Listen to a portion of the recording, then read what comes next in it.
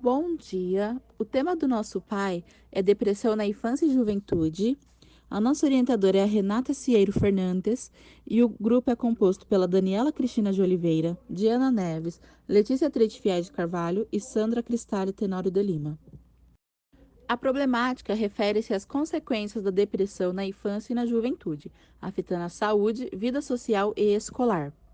O objetivo do trabalho foi conhecer e analisar, a partir de memórias e pelas narrativas de adultos, as consequências da depressão na saúde, na vida social e na escolar, durante a infância e juventude. Agora falarei um pouquinho sobre o nosso referencial teórico. Embora não se tenham dados estatísticos concretos, estima-se que o quadro de depressão afete de 1 a 3% da população entre 0 a 17 anos. Olhando assim o percentual, parece até um número baixo, né, de 1 a 3%. Porém, isso significa mais ou menos 8 milhões de jovens que foram diagnosticados com depressão. De acordo com Dênio Lima, existem vários fatores que podem levar o indivíduo a desenvolver a doença, que são chamados fatores predisponentes. Eles podem ter como origem a genética, pode ter também a origem sociológica e antecedentes psicológicos. Quando há casos de depressão ou doenças psiquiátricas na família, a criança possui risco para uma variedade de transtornos psiquiátricos. Eventos do cotidiano, como a morte de alguém próximo, algum acidente, divórcio dos pais, abusos físicos e sexuais, também são grandes predisponentes que podem levar ao quadro depressivo. Silva nos diz que outro grande fator que pode levar a criança a desenvolver a depressão é o bullying. Passar por essa situação faz a criança ter medo frequente, bloqueia o bom funcionamento mental, prejudica o raciocínio, o interesse por si mesmo, pelo próximo e pelo aprendizado. De acordo com Kalina, na infância, a depressão ela pode vir acompanhada com a hiperatividade e ansiedade. Causa também instabilidade de humor e irritabilidade, e esses sintomas eles podem ser prejudiciais em relação à convivência social e acadêmica. Os sintomas da depressão nessa fase podem ser facilmente confundidos com transtorno de déficit de atenção, hiperatividade, medo, insegurança e baixo rendimento escolar. O Ajúria Guerra traz exatamente isso. Ele nos diz que a depressão infantil pode passar despercebida, sendo confundida como apenas um comportamento retraído da criança, e ela acaba sendo alvo de críticas e punição. Ela pode apresentar sintomas físicos, tais como perda de peso, insônia, agitação, fadiga e dificuldade em se concentrar. Reconhecer a depressão na adolescência é mais difícil, porque nessa fase o adolescente está em constante mudança e a depressão pode ser confundida com alguma mudança no comportamento. É a tal famosa aborrecência. A depressão ela é uma condição que afeta o corpo inteiro, pois existem vários riscos associados à doença. A depressão aumenta o risco cardíaco, as dores emocionais se tornam físicas, fora que traz uma ameaça real de suicídio. Sem contar que o isolamento faz com que o adolescente perca a experiência da interação social, que é fundamental para a formação da personalidade do jovem. Kurvinel e Boruchovic nos diz que é de extrema importância que os pais e educadores saibam identificar os sintomas da depressão, já que a ajuda tardia agrava ainda mais a situação, pois a criança ou o adolescente deixa de receber a orientação e o tratamento adequado. Nos casos mais leves e moderados de depressão, é sempre indicada a psicoterapia. Em casos mais graves, a medicação entra como um complemento para o tratamento da doença. De acordo com Baus, a psicoterapia, ela ajuda na eliminação de sintomas, auxilia o restabelecimento das funções e habilidades do paciente, ajuda a lidar com as sequelas psicossociais deixadas pela depressão e lida também com situações estressantes e conflitos que poderiam fazer reaparecer o quadro depressivo. Metodologia. A pesquisa é de abordagem qualitativa, do tipo participante, descritiva e analítica, e com foco em histórias de vida. A primeira parte consta com um estudo bibliográfico, por meio de estudo de livros, artigos, teses e dissertações referentes ao tema. A segunda parte é a técnica da construção de dados, questionários e entrevistas com adultos que vivenciaram a depressão na infância e juventude. Para tanto, foram buscados adultos por meio de contato pessoal e que indicaram outros possíveis entrevistados, compondo uma amostra chamada bola de neve. A amostra piloto contou com 9 pessoas aleatórias que responderam um questionário disponibilizado via e-mail em plataforma do Google Docs, como um instrumento de coleta de dados. As pessoas são de ambos os gêneros, classe social, etnia, religiosidade e nível de escolaridade diferentes. O objetivo inicial era a realização de 3 encontros coletivos, com o intuito de fazer rodas de conversa para trocas de experiências. Houve negação por parte dos entrevistados, pois muitos preferiam o anonimato. Eles ainda não se sentiam seguros para fazer a trocas de experiências e preferiam se expressar apenas por troca de mensagens. A distância e a falta de tempo também foram outros motivos para a negação, pois alguns dos participantes têm a vida agitada, estudam, trabalham, então é um pouco complicado. Uma parte mora em Americana, outra parte em Santa Bárbara, Nova Odessa, são cidades diferentes. Há também casos em que o participante se recusa a se expor em grupo, como eu já disse, pois ainda não houve uma superação completa da situação. Então, para aquele participante é um pouco difícil falar, contar sua experiência sem se emocionar, ou alguns têm esse trauma de não conseguir se expressar. Após a negação dos encontros presenciais, então resolvemos fazer a criação de um grupo no WhatsApp com os entrevistados, em que esses teriam a oportunidade de conversar, compartilhar experiências e formas de resiliência. E o grupo também serviria como autoajuda, pois nós pensamos que nessa troca de experiências eles poderiam conversar, dar sugestões e de formas de resiliência. E para nós do grupo também dar um apoio, dar um incentivo aos participantes. A iniciativa de usar a tecnologia digital por meio de celular, o WhatsApp, visou fornecer aos sujeitos da pesquisa um grupo de ajuda à distância. Então, esse vai ser um grupo de ajuda mútua que vai continuar mesmo após o término do nosso trabalho. Pandemia. O recurso virtual continuou sendo a melhor opção. Por conta da pandemia, do distanciamento social, esse recurso tecnológico continuou sendo a nossa melhor opção, que poderíamos nos falar a qualquer momento e sem um contato pessoal.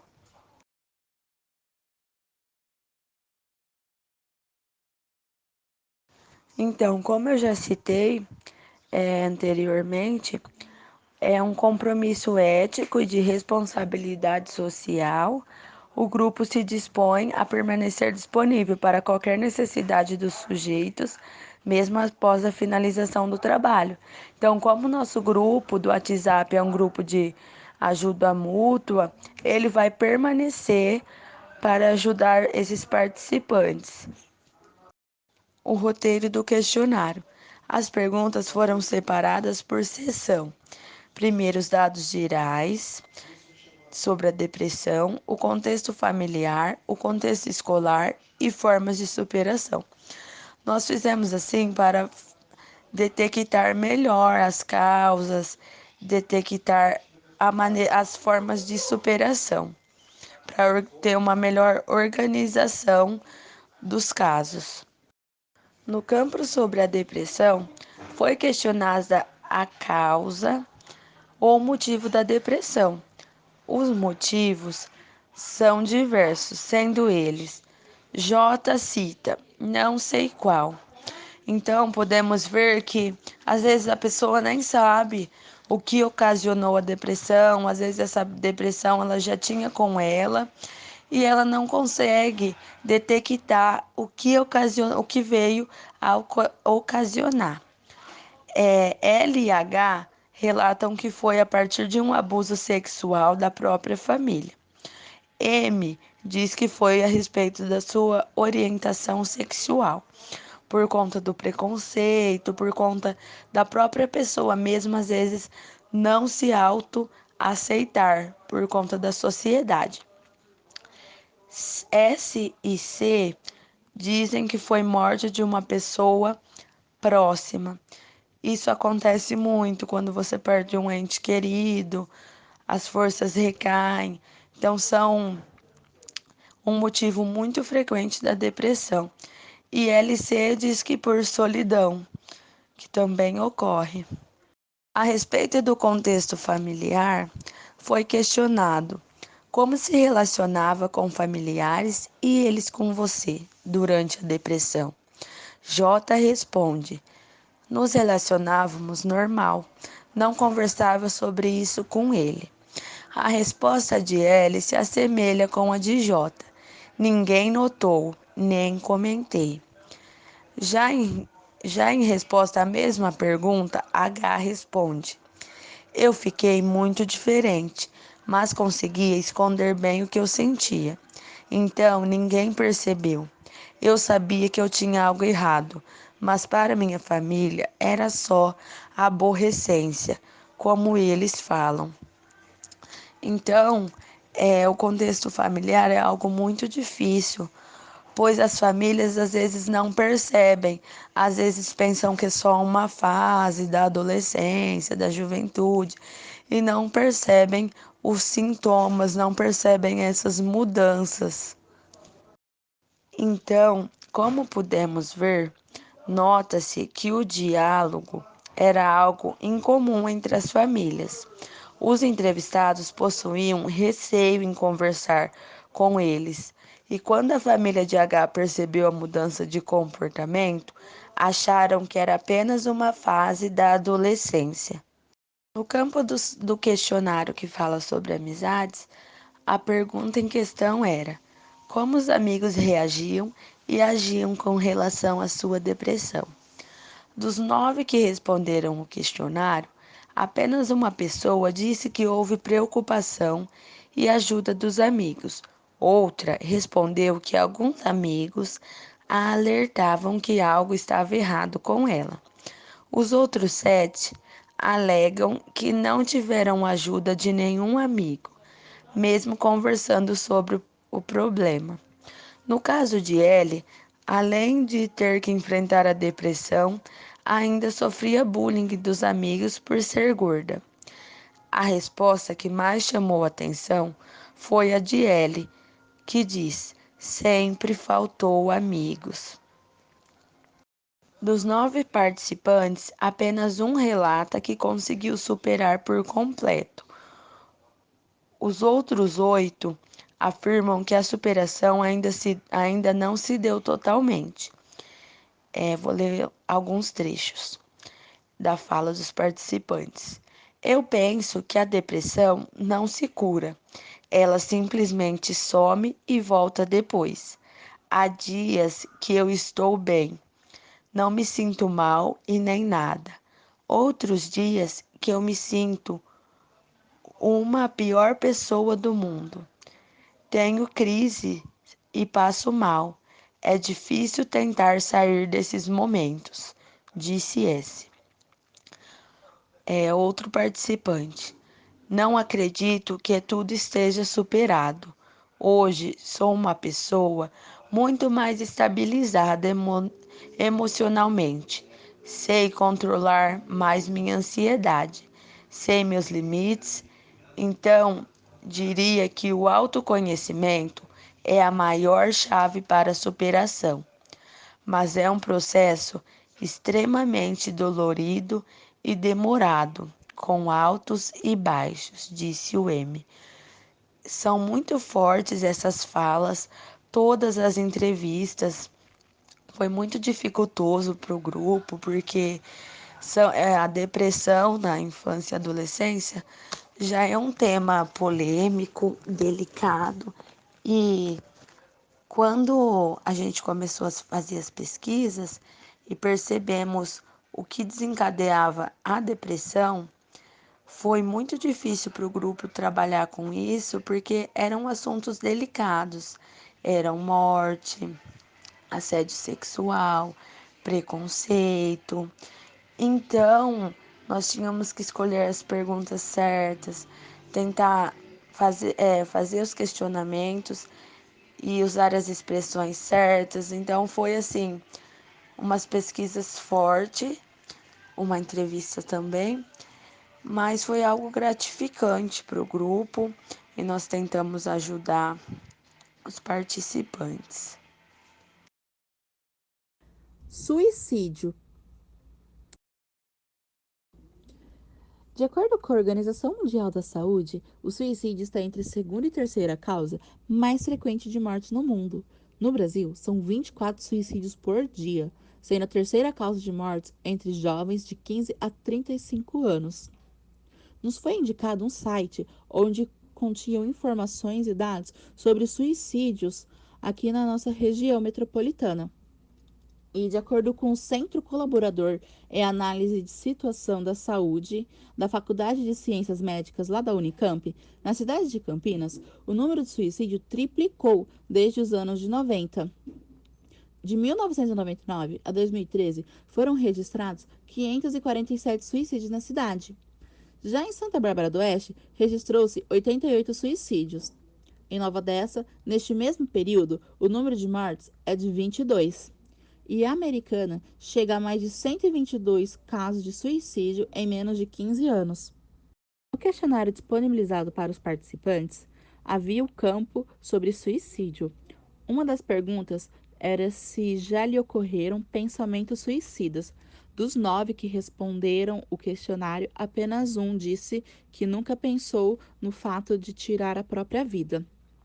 E em relação às tentativas, apenas 2 pessoas alegaram que nunca tentaram cometer suicídio. No slide 24, nós iremos falar sobre a criação do grupo no WhatsApp. Nós criamos esse grupo, né, com o intuito de troca de experiências, para que os participantes eles pudessem compartilhar com a gente as suas histórias de vida em forma de superação. Aí nós interagimos com eles, né, através de perguntas e questões disparadoras. E aí nós fizemos a pergunta: quem é e como que tudo começou? Perguntamos sobre a religião, a espiritualidade, sobre a yoga e meditação e sobre o isolamento social devido à pandemia. E perguntamos também sobre a convivência familiar. Primeiro foi respondido sobre a religião e a espiritualidade, né? Os indivíduos relataram que eles acreditam sim que a fé nos dá força para seguir em frente, independente de qualquer religião, mas que nem sempre vai ajudar a curar a depressão. O espiritual, eles responderam que pode ser sim um auxílio necessário, que podemos caminhar para outros métodos de ajudas, como terapia e remédios, e que a espiritualidade, ela ajuda, mas não cura totalmente. E com esse posicionamento dos dois, então a gente percebeu que, embora eles tenham uma crença, não dão todo o mérito a ela, pois eles afirmam que ela ajuda e auxilia no tratamento, mas porém os remédios e os acompanhamentos psicológicos, esses sim fazem toda a diferença. O próximo questionamento do grupo, nas perguntas disparadoras, foi sobre a yoga e a meditação. E apenas uma pessoa do grupo respondeu que sim, que já tinha feito yoga e que a yoga trouxe para ele, a meditação, né, uma paz interior muito grande. Outra participante, ela revela que nunca pensou nessa prática, né, que é a yoga, como auxílio de seu tratamento, mas que depois de ler alguns artigos e teses, ela irá considerar a prática. Ela ainda diz que a meditação é uma forma de tranquilizar e trazer equilíbrio, né, e diz que isso é importante para esse momento em que eles estão passando, em que se tornam vulneráveis diante de suas aflições. Então, nós perguntamos a eles sobre o isolamento social, né, devido à pandemia do coronavírus, perguntando como eles estavam se sentindo, né. E aí, um deles respondeu: me dá uma angústia, vontade de chorar, pois não ter o que fazer acaba me levando a pensar em um passado que me machucou e me faz ter depressão. Outra pessoa respondeu: para mim está muito difícil. Essas medidas de isolamento, conviver com minha família não é fácil, tendo que procurar refúgio na internet. Então nós percebemos que não é fácil para eles essa sensação de ter sua liberdade tomada, principalmente porque nem todos possuem uma boa relação com suas famílias, o que pode agravar mais ainda o quadro depressivo. Então nós perguntamos para eles sobre a convivência familiar no grupo. E aí uma pessoa respondeu que a família dela nunca deu importância para o seu quadro depressivo, nunca se importaram com o que ela estava passando e que ela acredita que se a família dela tivesse dado a devida atenção ao problema que ela demonstrava, o sofrimento que ela sentia, o cenário atual da vida dela seria diferente. E outra pessoa, ela relatou para o grupo ter sofrido muito com a sua família, que é quem deveria, no caso, cuidar e proteger.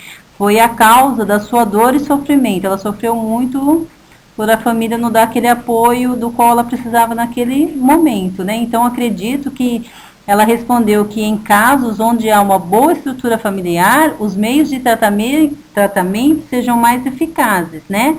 No meu caso, uma boa convivência familiar seria quase a cura da minha depressão. Essa foi a resposta de uma das pessoas do grupo. Então, nesse caso, né, nota-se que as famílias, elas possuem uma influência, muitas vezes, negativa em relação aos participantes que nós pesquisamos no grupo. Eles não se sentem confortáveis no âmbito familiar e isso agrava mais ainda as suas depressões.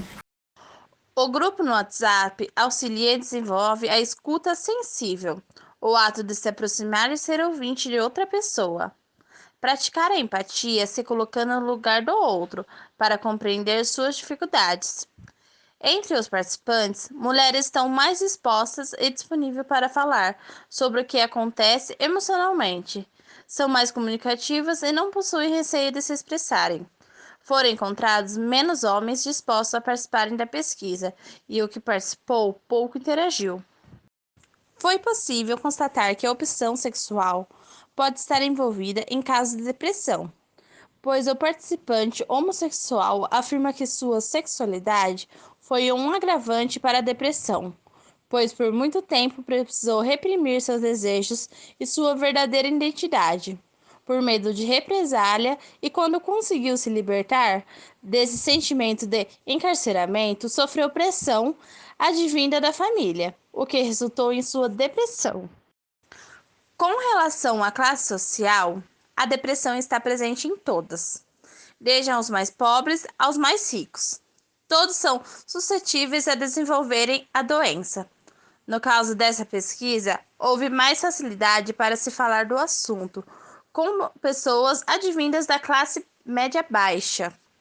Com relação à etnia, a depressão também não faz diferença, pois não escolhe raça. Entretanto, no caso dessa pesquisa, o acesso maior foi às pessoas identificadas como sendo brancas.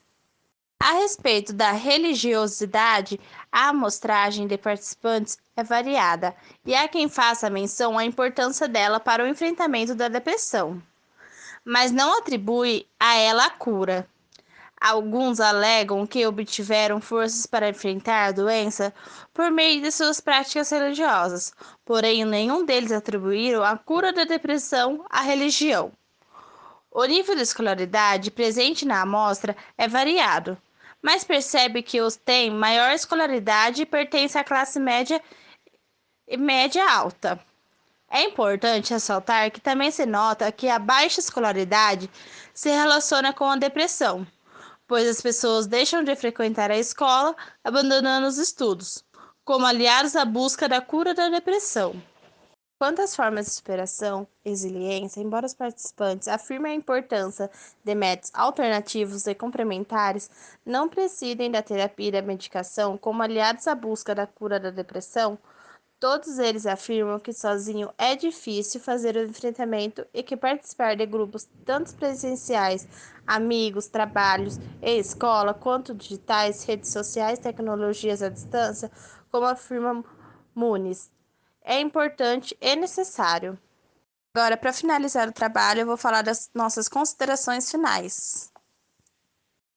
Os objetivos traçados pelo grupo no início da pesquisa foram alcançados. As propostas de conhecer e analisar a partir de memórias e pelas narrativas de adultos, na infância e na juventude. As causas e consequências da depressão na saúde, na vida social e na escolar foram concluídas, pois durante a realização da pesquisa foi possível analisar diversas situações de depressão a partir de relatos dos participantes. Foi possível conhecer de perto diversos casos de depressão, observar como cada indivíduo lida com a doença e ainda ajudar cada participante com a escuta sensível, realizada por meio das ações.